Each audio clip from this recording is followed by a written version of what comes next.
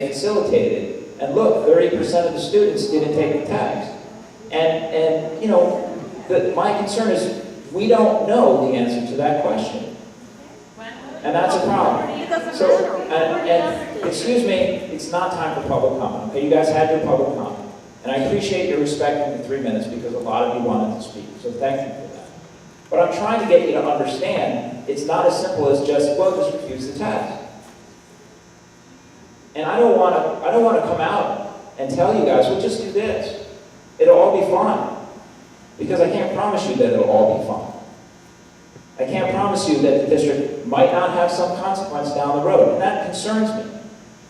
And I think you can understand, as the superintendent is trying to talk to this board about how to handle this issue, I don't want to suggest that we do something that is going to put the board in a position where there could be negative consequences.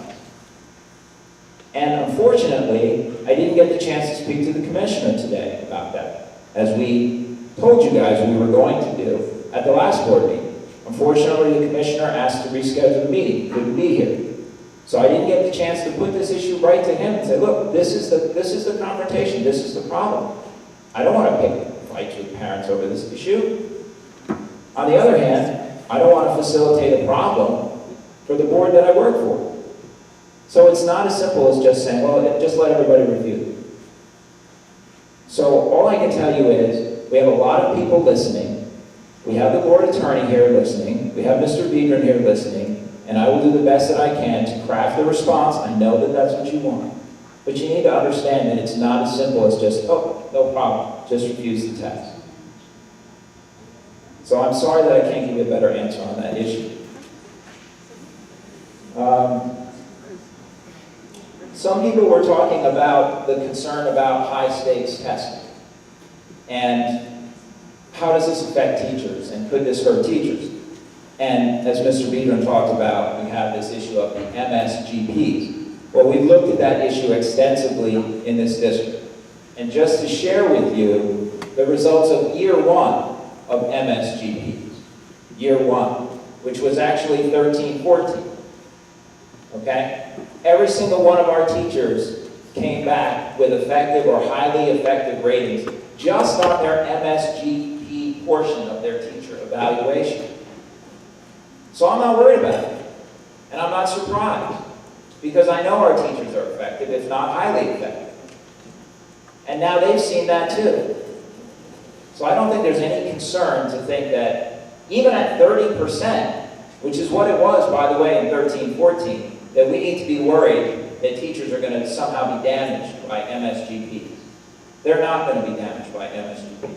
They're going to be damaged if my administrators are doing observations on them and they're doing a lousy job. That's when they've got a problem, not because of some MSGP.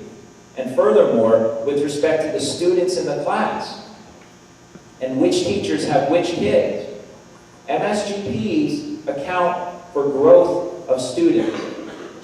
Okay? Regardless of whether or not you buy into the methodology or you believe in the statistics or you think the statistics work, they are measuring growth. So it's how much a student grows relative to their peers across the entire state, which is what Mr. Biedron was alluding to when he talks about hundreds and hundreds of students. How a student performed last year puts them in a pool of like students. How they perform the following year is in comparison to those like students, with each child in a given teacher's classroom being handled separately as they are compared to like peers across the state. So that makeup of a teacher's classroom is accounted for by the methodology. Whether you believe it or not, it's a different case. But the methodology does account for that. So I can speak to that. Lack of information. It is frustrating when you're going into something new. I'm as frustrated as you are. I wish we did have more information, but like I said, we're working on it, and we'll communicate what we know as we know it. I've tried to be as informative as I can. We created a separate page on the district website titled Park. I've posted all the letters that I think are relevant that have come out of Trenton. I've posted the links about the Common Core curriculum. Everything is on the website for people to refer to. The letters that I've sent to the community about this issue are also posted under that link. It's under Parents. If you go to the district website and you click Parents, one of the links is Park. And it lists a plethora of information there.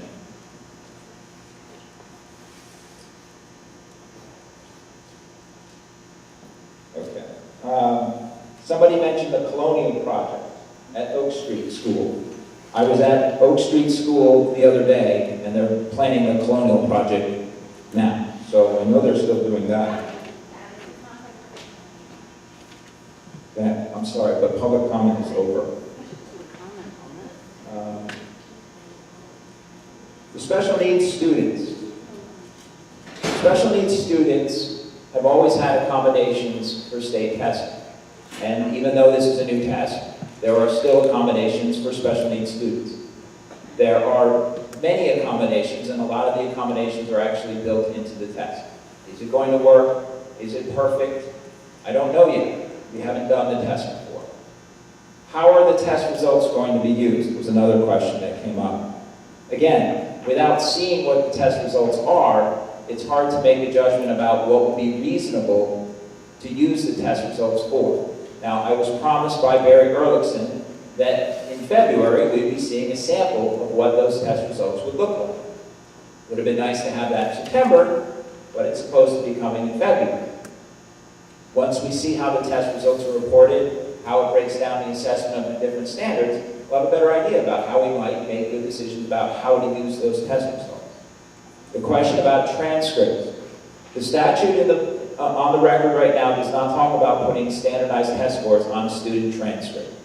It talks about maintaining a record of standardized test results in the student record, i.e. the student's file, but it's not reported or required that you post standardized test scores on a child's transcript. Stress and anxiety. Do I sound stressed? Yes, I feel the stress and anxiety, and that comes with new things and different things. I have a 10th grade student and an 8th grade student. I feel your pain, I see their stress and anxiety, and that is a problem. I appreciate that more than anything else that was said tonight, is what we see in our kids and how they feel and the way that they come home. Because we live with them, and we love them, and we don't want to see them unhappy, we don't want to see them stressed, and we don't want to see them anxious. So how do we deal with that issue? Well, the best advice I can give you is to try to talk to your kids about standardized tests the same way that my mother talked to me about standardized tests when I had to take it. You do your best, and you forget the rest. That's what you do. And you try to reassure your child that as long as you do your best, you don't have to worry about it. If you see a hard question and you have no idea how to do it, it's not because you're stupid. Maybe it's because you were not taught that material yet. Maybe it's because the test stinks. Give them an excuse, give them an out to help lower the anxiety that they might have on that test. Just tell them to do their best. And I know that sounds like an oversimplification, but it's the best thing I can tell you. It's what I'm telling my own kids. As far as refusing the test, the only other thing I can say about that is I wish you wouldn't.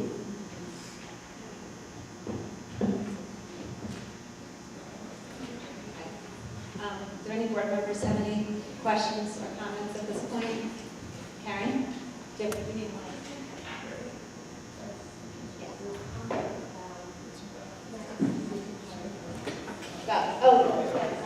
Right, so the pilot test, thank you.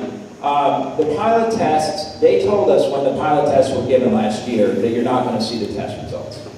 So if you know of a district that actually got individual student results from the pilot test, send me an email. I'd be curious to know who that is, because they told us from the outset that the purpose of the pilot was to see how everything worked, to test the system, to try using the applications, the technology, and the software. It wasn't designed to give us information back to the school district. It was designed to give information to the school districts on whether or not their systems work, whether or not their technology in the buildings work, but it wasn't designed to give us feedback on individual student testing. And for the record, you know, I'm not going to sit here and sing the praises of PAR, okay?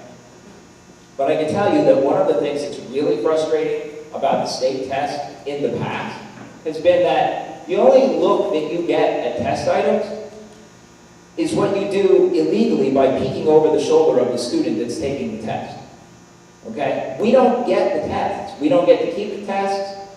It's not like when your student takes a quiz in class. Teacher gives it back and goes over it. It doesn't work that way with a standardized test. It's like taking the SAT. You don't get the SAT back. You don't get to go over every single item that you got right or wrong.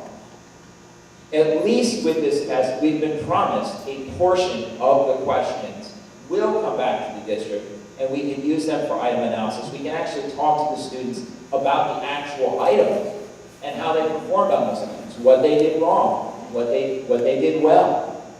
Certainly not every item, they've made that clear, but some of the items will actually get back.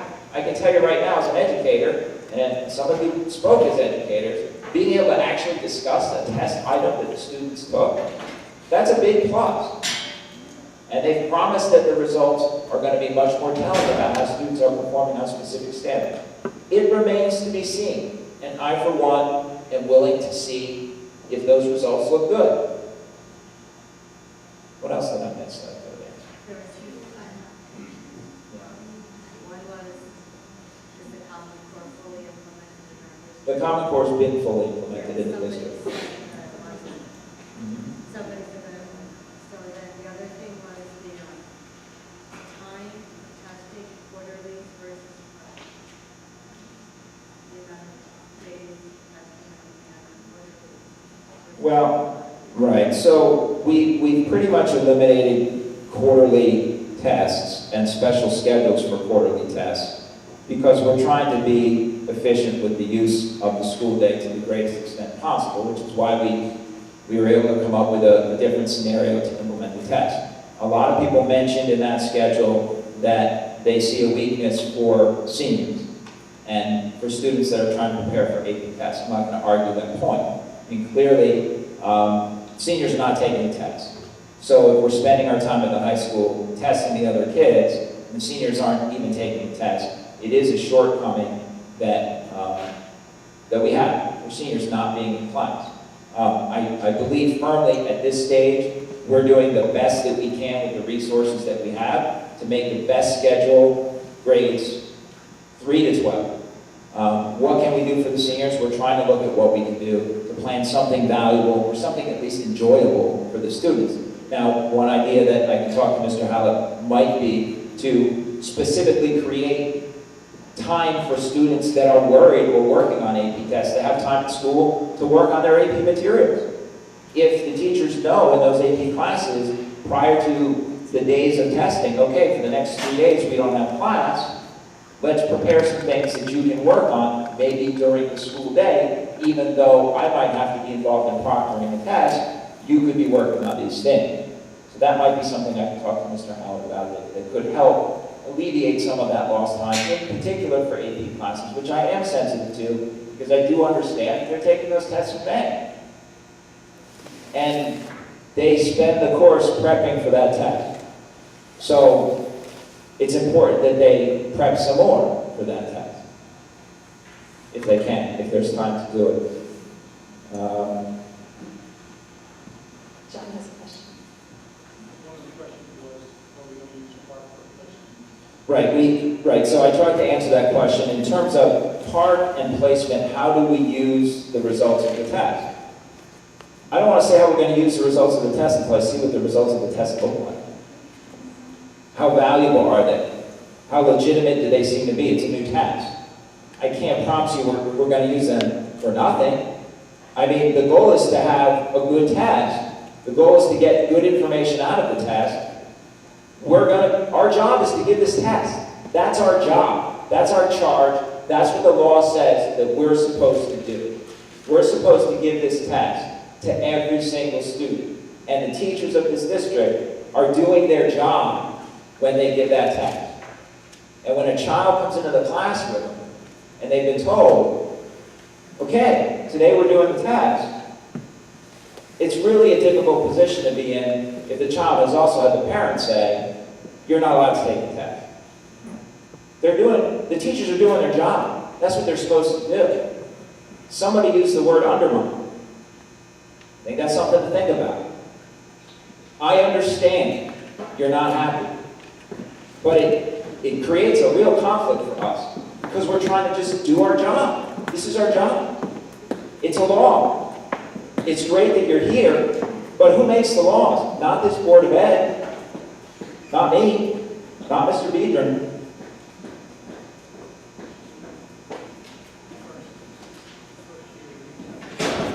Right. As far as the test results, that is another factor that it's hard to use the test results for placement, especially in the first year, because as we understand it, we're not going to get those results until the winter. So if you don't get the results till the winter, it's kind of hard to say to someone in September, you're going to be here because of how you did on that test. I believe, as we talked about before, that the intent, part of the intent of having the test on the computer is to be able to accelerate how quickly school districts get the results back. Will that happen? I don't know. Will Park be here in 2 years? I don't know. But I can tell you that that's the intent. And as Mr. Biedron said, I don't believe that the people that worked on creating this scenario were out to do them. I think they were out to do good. And it'll remain to be seen whether or not it's successful. And I think that it deserves the opportunity.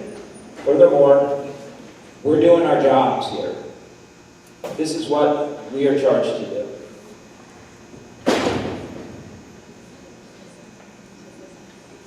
I mean, I guess I'll start to do. Okay, I'm going to hear from our board attorney on his thoughts. Hi. Well, I think that the superintendent and Mr. Biedron have really summed things up very well. I know that there are some districts that are passing policies, but they're doing so without any real basis in the law to do it. And one thing I think that is maybe important to understand, because we hear this a lot. We're hearing a lot of people saying that there's a right to refuse or a right to opt out. And that really isn't accurate.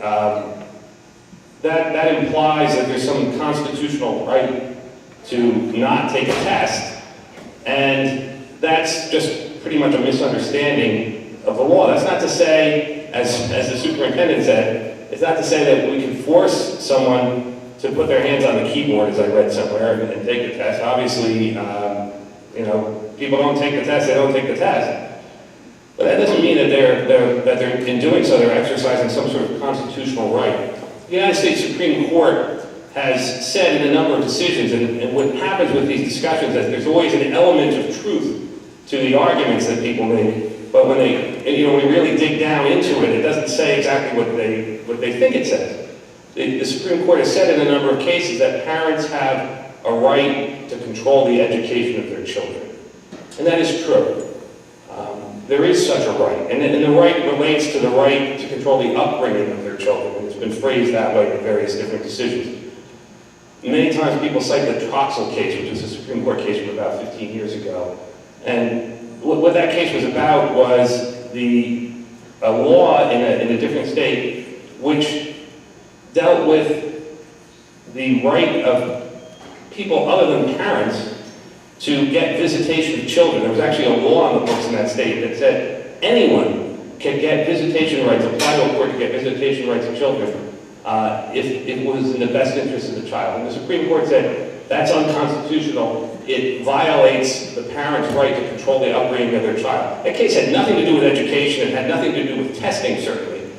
But in that case, they cited some other Supreme Court cases, and that's where the language comes from. In those other Supreme Court cases from earlier last century, there were some cases that said parents have a right to control the education of the children. And you look at those cases, what those cases were talking about was the fact that there was a law on the books in Oregon in 1925 that said between the ages of 8 and 16, a child had to go to public school. And the Society of Sisters of Jesus or something got involved in a lawsuit that said, wait a minute, parents have a right to send their children to parochial school, don't they? And the Supreme Court of the United States said, yes, you're right. You have a right to control the education of your children. You can choose to send your child to parochial school instead of public school. There's similar rights to send your child to a private or independent school. You can homeschool your child if you want. And there is a right there. I mean, the parents do have a fundamental right and interest in raising their children and controlling the education of their children. But people are taking that and they're running with it, and they're saying, oh, because that case says I have a fundamental right to control the education of my children, that means I can pick and choose which tests I want to take or don't want to take, or I can pick and choose whether my kid goes to history class or doesn't go to history class, for instance. And that simply isn't true. There is no such constitutional right. If you are sending your children to public school, then you are subject to the rules, you are subject to the regulations, you are subject to the statutes that have been passed by the New Jersey legislature, to the regulations that have been developed by the Department of Education in conjunction with the State Board of Education. And right now, those laws and those regulations say that testing is required, districts are required to give the tests, and everyone is supposed to take the tests. It doesn't say that. No, It doesn't say that. You're required to administer the test. Students are not required to take the test. Let me just suggest, I'm happy to speak to everyone when we're done with the meeting. With the public. I am. You're not. Ma'am, please. First of all, public comment is over. However, as Mr. Vidron indicated, I don't think I could have said it any more clearly than what I just well explained. But I'm happy to stay and talk to anyone and show them the relevant statutes and regulations and talk about the constitutional cases, because there's nothing I'd like to do more than talk about constitutional cases. Now this one's working. I mean, I can give you my thoughts. I know one of the people made a comment about advocacy. I don't know if they were talking about advocacy of who likes park, who's advocating for park, or they were asking why we're not advocating for you guys. But it made me think about it. I've had reservations, from a couple of years ago when this whole thing, was getting rolled out, that it was moving too quickly and stuff. I think lots of us have had some reservations about park, and we have expressed them to lots of people, and as Mr. Vidron knows, I've expressed them at length to him. And so I don't think we're all just sitting here going along with it and not thinking it through. We've been trying, we've been very frustrated the whole time about lack of information, just like you guys are frustrated. It's very hard to get a straight answer as far as what's going to be coming, what it's going to look like, if we can't see the test yet, we can't see the results yet. I mean, it's a very frustrating situation to be in. I think our district has done a phenomenal job trying to, make the best of the situation as far as getting ready for park, and as far as, I think, there's been people who said to me, why, I know teachers are upset, but why are the teachers not more upset? I think, in some districts I've heard crazy stories about what's going on. I think our district has handled it as well as it can possibly be handled. I think we've been trying to be transparent, talking to people about park. We've held, the different supervisors have held things at PTO meetings to explain things, and we had a couple of meetings just about park. So I think that, we're doing the best we can. We are frustrated by lack of information. We have been advocating for the district. We've always advocated because of unfunded mandates. We've advocated to try to get our fair share of state aid. We are not just sitting here blindly going along with things and not questioning it. So I just wanted to say that up front. I know I've spoken to a lot of you individually, so I think that people that have spoken to us know that, but people who have come to the meeting before might not realize that. So we are advocating for the district, and we are trying to get every bit of information we can get. And it is very frustrating. We don't want to make a decision or do anything that would compromise our district or have any kind of repercussions for our district. I know there's been rumors about districts losing funding and things like that. I mean, there's a lot of things that can happen that are not clear to us yet as far as what would happen if we don't have a lot of students participating in terms of what would our proficiency rate look like and how things would work. We don't have the answers to these questions, unfortunately. And so we don't want to do something, that could put our district in a position where it looked like we were encouraging parents to protest, because there's other ways to protest if you're unfair. There's other ways to make your opinion known other than the test. And my kids will be taking the test. I've made my opinion known, and I'm still having my kids take the test. And I'm telling them just don't worry, because like I said before. So I don't know if other board members want to chime in. I know you guys want to hear our thoughts on this.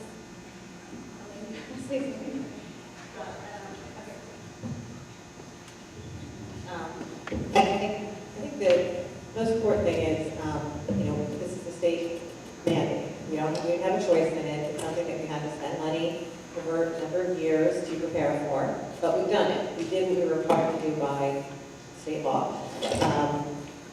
You know, I know people were talking about whether we have to administer the tests or whether we can allow refusals, and it, you know, one thing is clear, it hasn't happened yet, so there isn't a firm answer on what will happen, but, you know, if you look at the state regulations, it says all students shall take appropriate statewide assessments, and the Commissioner of Education has said, you know, state law and regulations require all students to take state assessments. You know, the one thing we would want to have happen is we get so little money from the state right now, and we know how tight our budget is, and many of you who have older children know what happened when the state cut our budget before. We lost huge programs, elementary, foreign language, gone. You know, we used to have big buses, there used to be all kinds of wonderful, we used to have the Continental Math League was much bigger. There were all kinds of enrichment programs that the district offered that were cut. We almost cut all day kindergarten.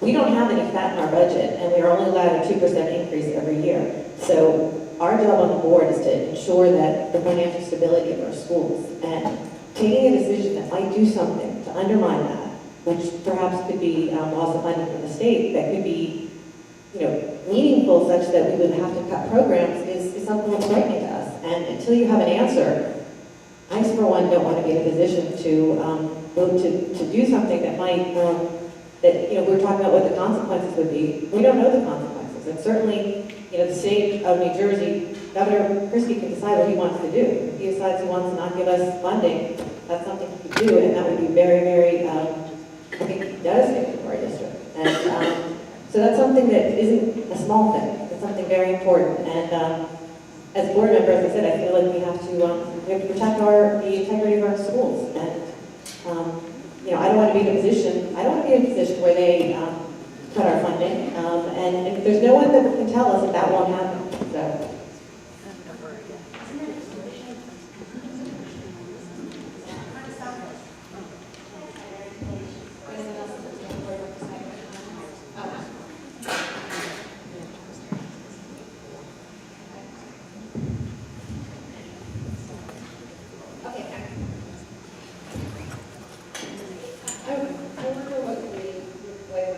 Said specifically with regard to her financial responsibility. I have a seventh grader. She will be sitting for the test. That does not mean that I am not at the part or that I think this is a great replacement for what we had previously. I didn't love that either, though. So I think with change comes frustration and aggravation, and I guess I'm sort of owning my little piece of it, saying, so I'm going to send my daughter in, and I'm going to tell her to do the best that she can, like Robin said, and we'll see what happens. I understand for some families and some students it's not that simple, and I respect that, I do. Looking at my head is something that I wasn't really all that aware of until recently. We received a document from the New Jersey School Boards Association that speaks to some of the comments about why we haven't made a policy, which is not the same thing as a resolution, by the way. And I'm no authority on either, but I've learned that much in the last couple of months. And there's intimations that ethics charges could be brought against school boards who go against what the state law mandates. So it's just not as simple as we wish that it could be. So there's a lot to consider on the part of administrators, on the part of the school board members, and on the part of the community. So with that said, I am sending my daughter in to take the test.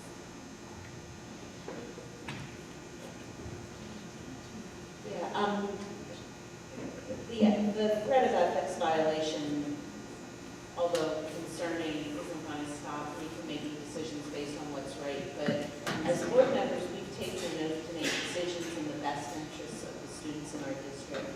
And we talk about an implied threat of pulling state funding, but just to put some solid numbers in front of it, as a district, we only get 6% of our funding from the state. There are districts out there that get half their funding from the state. So we get a paltry amount. But it's 6% of a budget that's about $90 million. 6% of $90 million is huge. So we're trying to be very cautious. I don't think there's a single person sitting at this table that doesn't have strong concerns about part, about the test itself, about the way it's being rolled out, about the impact on instructional time.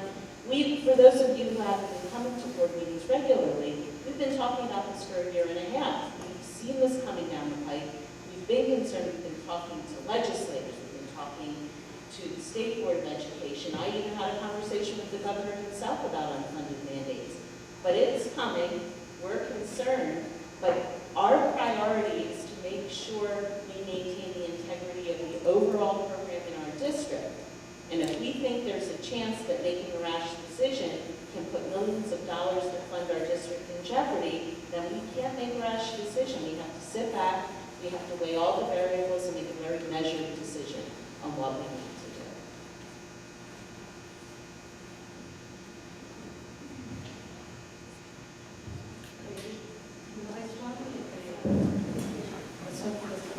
I strongly agree with what Elaine has said.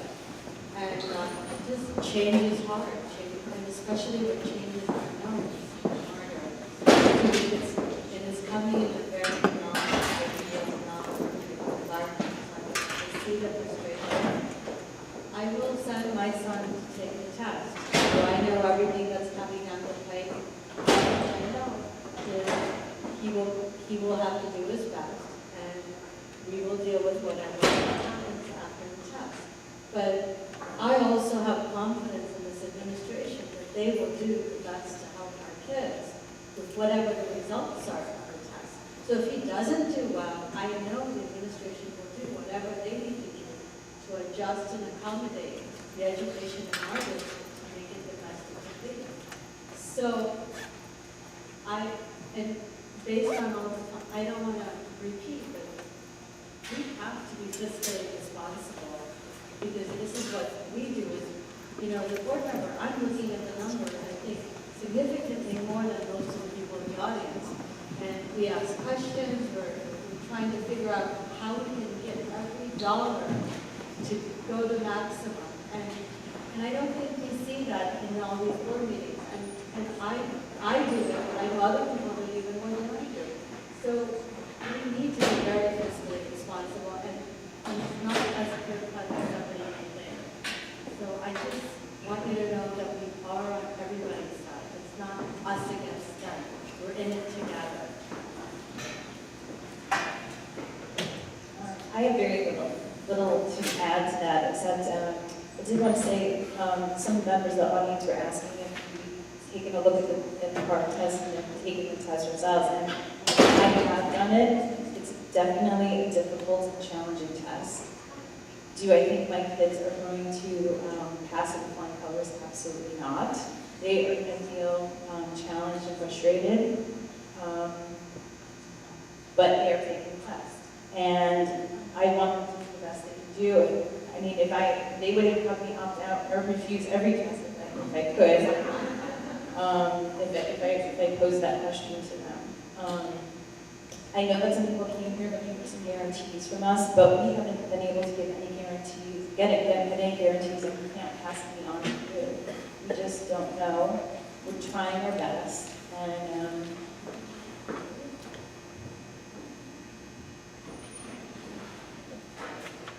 I think just about everything has been said. The only thing that I can add is one possible